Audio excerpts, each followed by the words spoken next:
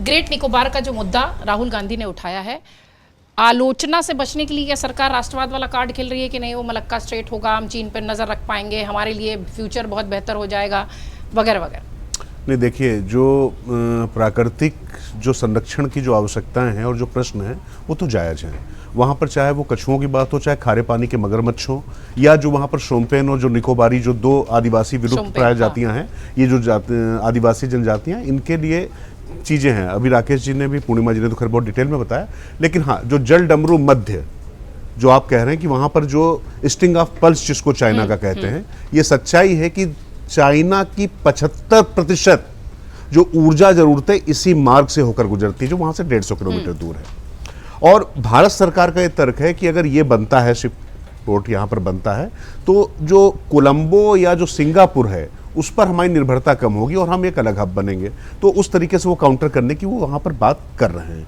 और साथ में इनका तर्क ये है कि 1.82% ही केवल जो वन क्षेत्र है जो इससे प्रभावित होगा।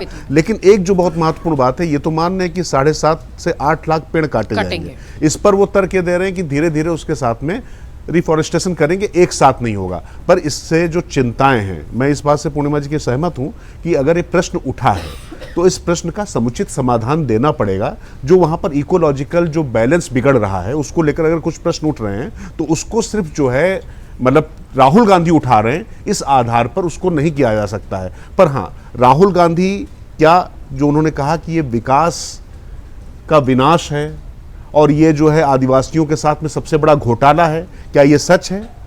ये जो थोड़ा सा कुछ जो पहलू है, मुझे लगता है कि थोड़ा अतिवाद की तरफ जाते दिखाई पड़ रहे हैं। क्योंकि देखिए, विकास तो हम जब यहाँ पर मेट्रो दिल्ली में बन रही थी तब भी पेड़ काटे गए थे और उस समय भी बहुत बवाल हुआ था। तमाम जो स्थानीय लोग थे उन्होंने अलग तरीके से बात की। मैं ऑटो से चलता था, ऑटो वाले कहते थे कि पूरी दिल्ली खोखली कर दी, दिल्ली किसी दिन गिर जाएगी।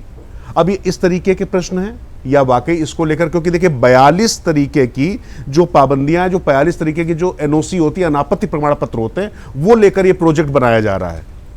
तो इसके बाद क्या चाइना का टूल किट बता दे रहे, इस भर से बात नहीं बनेगी। और बार बार ये जो नेता प्रतिपक्ष को इस तरीके से जो घोषित किया जाता है, इससे मैं बिल्कुल सहमत नहीं हूं। लेकिन तमाम प्रायोरिटीज के बीच में राहुल गांधी किस समय कौन सा मुद्दा उठा रहे हैं, क्या मुझे लगता है जो पॉलिटिकली जो वो टाइमिंग जो है थोड़ा सा करेक्ट रहने की शायद जरूरत रहती है। लेकिन मुझे लगता है सवाल उठना अच्छा है, इसके समाधान आएंगे। पर जितना अभी तक मैं पढ़ पाया और जितना समझ पाया, चूंकि पूर्णिमा जी ने तो स्टोरी की, मैंने स्टोरी की नहीं है, परंतु यह साफ साफ समझ में आ रहा कि ये जरूरत तो है वहां पर। और जिस तरीके से चाइना की विस्तारवादी नीतियां हैं और हमें जो जरूरतें हैं अपनी, चूंकि ऊर्जा संयंत्र भी वहां पर लग रहा है, सौर ऊर्जा का भी 75 MVA का मैंने जो पढ़ा, डिफेंस को भी पोर्ट दे रहे हैं। तो राष्ट्रीय अंतरराष्ट्रीय मतलब जो व्यापार और राष्ट्रीय सुरक्षा दोनों के लिहाज से काफी महत्वपूर्ण है। लेकिन ये इकोलॉजिकल इम्बैलेंस की कीमत पे नहीं होना चाहिए, ये सुनिश्चित करना सरकार का काम।